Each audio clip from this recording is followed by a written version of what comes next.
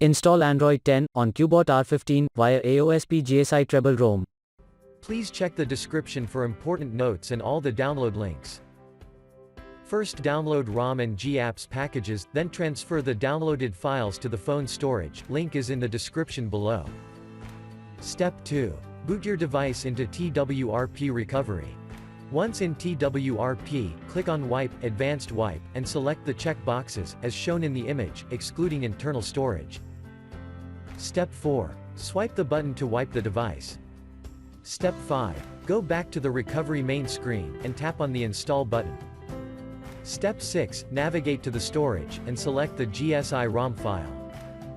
Step 7. Finally, swipe the button on the screen, to install ROM file. Step 9. After GApps flashing completes, select Wipe Cache and Dalvik from bottom left side of screen, and swipe to wipe. Step 10. When the flashing process is complete, hit Reboot System. That's it, you have successfully installed the ROM on your device.